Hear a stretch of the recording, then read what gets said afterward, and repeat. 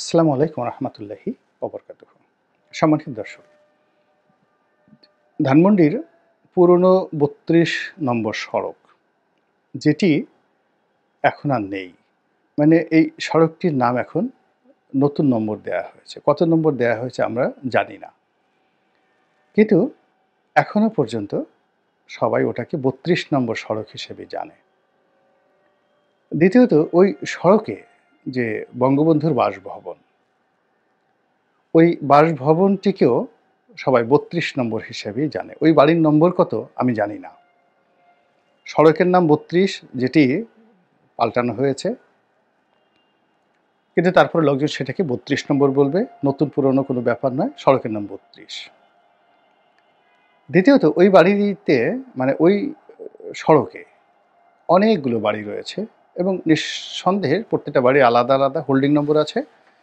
আর বঙ্গবন্ধুর যে বাড়িটি, সেই বাড়িটিরও একটা হোল্ডিং নম্বর আছে। কিন্তু লোকজন সেই হোল্ডিং নম্বর জানে না, জানার চেষ্টাও করে না। ওই বাড়িটিকেই বলা হয় ৩২ নম্বর। এখন পুরো ধানমন্ডি ৩২ নম্বর হিসেবে পরিচিত। তারপরে পুরো ৩২ নম্বরটি বঙ্গবন্ধু ভবন হিসেবে পরিচিত। আর বঙ্গবন্ধু ভবনটি ৩২-এর মধ্যে একাকার হয়ে গেছে। সেই ৩২ নম্বর সড়কে যে বঙ্গবন্ধু ভবনটি, এটি জনগণ, ছাত্র জনতা যারা জুলাই আগস্ট বিপ্লব করেছে, তারা রাগে, ক্রোধে, ক্ষোভে এটিকে মাটির সঙ্গে মিশিয়ে দিয়েছে। ন্যায় অন্যায় বড় বিষয় নয়, বিষয়টা হলো যে তাদের রাগ হয়েছে, ক্রোধ হয়েছে, এবং সেই রাগ এবং ক্রোধের যথেষ্ট কারণ আছে। এটি কতটা আইনগতভাবে বৈধ, কতটা অবৈধ, কতটা সঠিক বেঠিক সে প্রশ্ন নয়। তারা যে রাগ হয়েছে, সে রাগের কারণ আছে। এর কারণ হলো ২০০৯ থেকে একেবারে টানা ২০২৪ পর্যন্ত শেখ হাসিনার যে শাসন চলেছে, তার মধ্যে তিনটি নির্বাচন, ১৪, ১৮, ২৪, খুবই বিতর্কিত, অমানবিক, নিষ্ঠুর নির্বাচন করে গণতন্ত্রকে হত্যা করা হয়েছে। তিনি অনেক ভালো ভালো কাজ করেছেন, উন্নয়ন করেছেন, কিন্তু তার সঙ্গে সঙ্গে তার মন্দ কাজের যে পরিধি, এই পরিধির কোনো সীমা এবং পরিসীমা নেই। তিনি অনেকের কাছে যাকে বলা হয় আদরণীয়, সম্মানিত, ভালোবাসার পাত্রী, কিন্তু অ্যাট দ্য সেম টাইম বহু সংখ্যক মানুষের কাছে তিনি মূর্তিমান আতঙ্ক, শেখ হাসিনা। তো এই যে তার যে মূর্তিমান আতঙ্ক, এটা শেখ হাসিনা এখনো পর্যন্ত বুঝতে পারেননি। তার আপনজন তারাও বুঝতে পারছেন না, অনুধাবন করছেন না, তার আগের ভাষায় কথা বলছেন। ফলে শেখ হাসিনার পতনের পর তার একটি ভাষণ দেওয়াকে কেন্দ্র করে জনগণ বিক্ষুব্ধ হয়ে ওঠে এবং সেই বিক্ষুব্ধতার ফলে এই ৩২ নম্বরের বাড়িটি, বঙ্গবন্ধু ভবনটি, বুলডোজার দিয়ে ভেঙে দেওয়া হয় এবং হুমকি দেওয়া হয় যে এই ধরনের ভাষণ বা এই ধরনের উস্কানিমূলক কোনো বক্তব্য যদি আবার দেওয়া হয়, তাহলে টুঙ্গিপাড়াতে যে বঙ্গবন্ধুর মাজার রয়েছে, বঙ্গবন্ধুর গ্রামের বাড়ি রয়েছে, এবং ওখানে শেখ হাসিনার একটা আবাস করা হয়েছে নতুন, একটা উনি রিটায়ার্ড করার পর সেখানে থাকবেন। আমি দেখে আসছি সেই বাড়িটি, চমৎকার একটা সুন্দর বাড়ি। সেই বাড়িও হয়তো ভেঙে ফেলা হবে, এরকম হুমকি দেওয়া হয়েছে। তো সেই হুমকিতে শেখ হাসিনা দমেননি, তিনি তার কথা বলে যাচ্ছেন। আর ছাত্র জনতাও যে কোনো কারণে হোক আগের মতো আর রাগ হতে পারছেন না। ফলে তারা তাদের যে ক্রোধ ৩২ নম্বরে মিটিয়েছেন, এই ক্রোধ তারা বাড়িয়ে বা এটিকে আরও এক্সটেন্ড করে তারা পদ্মা সেতু পাড়ি দিয়ে টুঙ্গিপাড়া গিয়ে সেই ক্রোধ ঝেড়ে আসবেন। এখনও পর্যন্ত তার কোনো লক্ষণ দেখা যাচ্ছে না। এখন এই ৩২ নম্বর ভাঙার পরে অনেক দিন চলে গেছে, কিন্তু আমরা কোনো অবস্থাতেই আমাদের দৈনন্দিন জীবনে আলাপ আলোচনায় ৩২ নম্বরকে আমরা বাদ দিতে পারছি না। ওখানে এখন কিচ্ছু নেই, কিন্তু সেখানে সেই ধ্বংসস্তূপকে পাহারা দিতে হচ্ছে এবং বহু সংখ্যক লোক সেখানে যাচ্ছে। কেউ দেখতে যাচ্ছে, কেউ এক টুকরা ইট আনতে যাচ্ছে নিজের বাড়িতে বঙ্গবন্ধুর স্মৃতিকে সংরক্ষণ করার জন্য। অনেকে গিয়ে সেখানে কান্নাকাটি করছেন, অনেকে গিয়ে সেখানে ছবি তুলছেন, অনেকে অভিশাপ দিচ্ছেন, এবং অনেকে নিরাপদ দূরত্বে, যাদের একটু সাহস কম, তারা লেকের ওপারে দাঁড়িয়ে কিংবা আরও একটু নিরাপদ দূরত্বে দাঁড়িয়ে ওই দৃশ্য দেখছেন, আর মনের মধ্যে যেভাবে যত বিশ্রী রকম গালাগাল আসে, অভিশাপ আসে, বিষোদ্গার আসে, সেই জিনিসগুলো তারা করে যাচ্ছেন। আর এই সকল ঘটনা যখন ঘটতে থাকে তখন কোনো অবস্থাতেই যাকে বলা হয় এই বিষয়গুলো জাতীয় রাজনীতি থেকে এগুলোকে বাদ দেওয়া যায় না। আমি ৩২ নম্বর বাড়ির তুলনায় কোটি কোটি মানে আমার ব্যক্তিগত বঙ্গবন্ধুর তুলনায় আমি বঙ্গবন্ধুর একটা পশমের উপযুক্ত নই, কিন্তু আওয়ামী লীগ আমার একটা বাড়ি ভেঙে দিয়েছে। তো এখন যেটা ভাবি সেটা হলো যে আমাদের গলাচিপাতে উলানিয়া বাজারে আমার যে বাড়িটি ছিল, সেই বাড়িটিকে সবাই এমপির বাড়ি হিসেবে আখ্যায়িত করত। এখন ওখানে আরও অনেক এমপি আছেন, স্বাধীনতার পরে অনেক এমপি হয়েছেন, কিন্তু এমপির বাড়ি বলতে গোলাম মোল্লা রনির উলানিয়া বাড়িটাকেই মানুষ বুঝতো। যে কোনো জায়গায় বলতো, কোথায় যাচ্ছ? এমপির বাড়িতে যাচ্ছি। কোথায় আছো? এমপির বাড়ির সামনে আছি। তো এটা বিনা ভোটের এমপি যে হয়েছিল তাদের জন্য এটা একটা খুব কষ্টের বিষয় ছিল। দ্বিতীয়ত, আমাকে দমন করার, আমাকে মোরালি দুর্বল করার জন্য শেখ হাসিনার হয়তো চেষ্টা ছিল, তদবির ছিল। এই জন্য আমার বাড়িটাকে ঠিক এইভাবেই বা এর চেয়ে নির্মমভাবে ভেঙে দেওয়া হয়েছে। তো ভাঙার ফলে সেই জায়গাটিকে এখনও লোকজন কিন্তু এমপির বাড়ি বলে। বাড়ি নেই, খালি জায়গা, লোকজন সেখানে আসে, দেখতে আসে এবং দাঁড়িয়ে ছবি তুলে গালাগাল করে যারা এই কাজ করেছে, অভিশাপ দেয়। এবং কেউ যদি জিজ্ঞাসা করে, এই কোথায় আছে? বলে, আমি এখন এমপির বাড়ির সামনে আছি, কিন্তু ওখানে কিন্তু বাড়ি নেই। তা আমার মতে একটা ক্ষুদ্র মানুষের ক্ষেত্রে যদি এই ঘটনা ঘটে, ক্ষুদ্র একটা এলাকাতে ৩২ নম্বরের ক্ষেত্রে এটা কত লক্ষ কোটি গুণ বেশি পরিমাণে ঘটতে পারে একবার বোঝার চেষ্টা করুন। তো আমি নির্বাচন এলাকায় যাই না, অনেক দিন যাই না। সেই 18 সনে নির্বাচন করে আসছি, এরপরে আর যাইনি। কিন্তু কোনো অবস্থাতেই ওখানে যারা মাঠে যাচ্ছেন, প্রতি সপ্তাহে যাচ্ছেন, এমপি হতে চাচ্ছেন, আমি কিন্তু এমপি হতে চাইও না। আগামীতে ইলেকশন করব কিনা 1%-এর সম্ভাবনা নাই। নমিনেশন চাইব কিনা তারও কোনো সম্ভাবনা নাই। আমি আমার মতো আছি। কিন্তু ওই যে এমপির বাড়ি বা সাধারণ মানুষ আলাপ আলোচনা আসলে শুধুমাত্র যে আমার কথা বলে, আর এখানে যারা মাঠে এখন যারা আছে তাদেরকে ভীষণ রকমভাবে বিক্ষুব্ধ। এবং তারা যদি পারতো এখন ওই পুরো মানে যে আমার যে এলাকাটি, এই এলাকাটাকে যদি সমুদ্রের সঙ্গে মিশিয়ে দিতে পারতো, ফেনার সঙ্গে মিশিয়ে দিতে পারতো, তাদের রাগ খুব মিটে যেত। এর কারণ হলো এমপির বাড়ি বন্ধ করা যায়নি। একইভাবে ৩২ নম্বর ভেঙে ফেলা হয়েছে, কিন্তু ৩২ নম্বরটি মানুষের হৃদয় থেকে মুছে ফেলা যায়নি।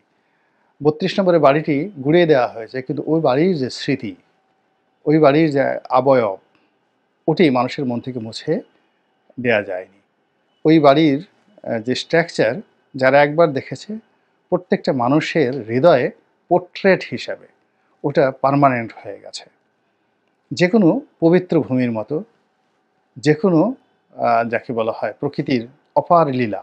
আপনি যেমন টিয়া পাখি, দোয়েল, শ্যামা, তারপরে শেষে আকাশ, বাতাস, চন্দ্র, সূর্য, তারকা ইত্যাদিকে আপনি যেভাবে মনের মধ্যে ধারণ করেন, চাঁদ বলার সাথে সাথে 1 মিনিটের মধ্যে আপনার হৃদয়ে চাঁদের একটা ছবি চলে আসে। তদ্রূপ ৩২ নম্বর বলার সঙ্গে সঙ্গেই বঙ্গবন্ধুর যে বাড়িটি, ওই দোতলা বাড়িটি, সেই স্মৃতি চলে আসে। ১।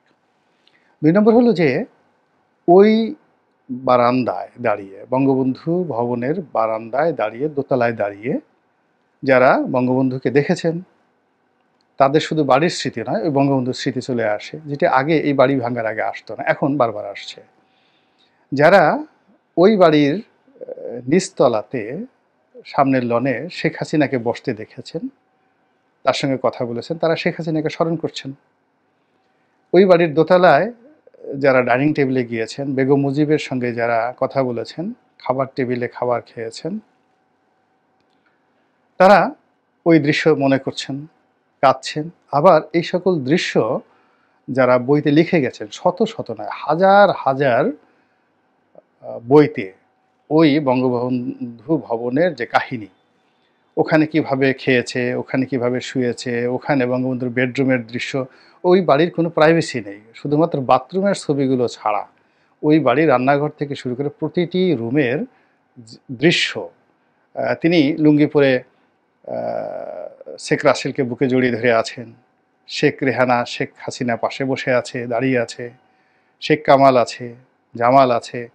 এই ছবিগুলো মানুষ এখন এই ৩২ নম্বর ভাঙার পরে তাদের মানসপটে স্থান দিয়েছে, এবং স্থান দিয়ে তারা এগুলোকে পোর্ট্রেট বানিয়ে নিয়েছে। দ্বিতীয়ত, ওই বাড়িকে কেন্দ্র করে যে ইতিহাস রচিত হয়েছে, ওই বাড়ি যেদিন তৈরি হয়েছে সেদিন থেকে ওখানে ৬ দফা হয়েছে, ওখানে গণ অভ্যুত্থানের ৬৯-এর গণ অভ্যুত্থান হয়েছে, ওখানে মুক্তিযুদ্ধের পরিকল্পনা হয়েছে, ওখানে তাজউদ্দিন সাহেব গিয়েছেন, ওখানে জাতীয় চার নেতা গিয়েছেন, মাওলানা ভাসানী গিয়েছেন, তারপরে ওখানে পুলিশ ডিউটি করেছে, মিলিটারি ডিউটি করেছে, ওখানে ৭৫-এ ১৫ই আগস্ট হয়েছে, ওখানে বঙ্গবন্ধুর লাশ পড়েছিল। এই সকল ছবিগুলো, দৃশ্যগুলো মানে ৩২ নম্বরের ১০০টি নয়, লক্ষটি নয়, কোটি কোটি রেপ্লিকা। এটা ভবনের রেপ্লিকা, ওখানে যে সকল দৃশ্য ছবি আকারে বিভিন্ন জায়গায় প্রকাশিত হয়েছে সেগুলো রেপ্লিকা। কোনো রকম ইনভেস্টমেন্ট ছাড়া কোটি কোটি মানুষের হৃদয়ের মধ্যে এটি সিলচাপড় মারা হয়ে গেছে।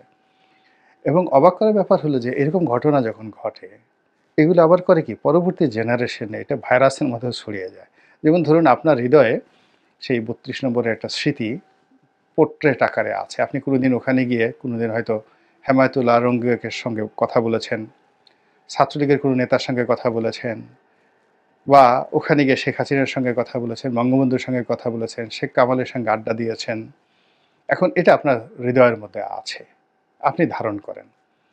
তো এরপরে আপনার সন্তান সন্ততি হলো, হওয়ার পর আপনি হয়তো কোনো কারণে সন্তান সন্ততিকে সেই কথা বলেনও নি, কিন্তু এরকম কোনো একটা দৃশ্য যদি আপনার সন্তানেরা দেখে, আপনি মারা গেছেন, মারা যাওয়ার পর কোথাও এরকম একটা ছবি দেখে, ওই ভবনে একটা ছবি দেখে, বা ওই ৩২ নম্বর নামটি শুনে সঙ্গে সঙ্গে জেনেটিক্যালি ওই আপনার ভিতরে যে পোর্ট্রেটটা ছিল ওটা তার ভিতরে ট্রান্সফার হয়ে যায়, অটো ট্রান্সফার হয়ে যায়। এবং এটা আপনি এখন চিন্তা করেন iCloud-এ আপনি যেভাবে বা গুগলে আপনার যে তথ্যগুলো আপনি সংরক্ষণ করে রাখেন, ফলে একটা ডিভাইস আপনার চলে যায়, আপনি শুধু পাসওয়ার্ড দেওয়ার সঙ্গে সঙ্গেই অন্য নতুন ডিভাইসে আপনার সকল তথ্যগুলো চলে আসে।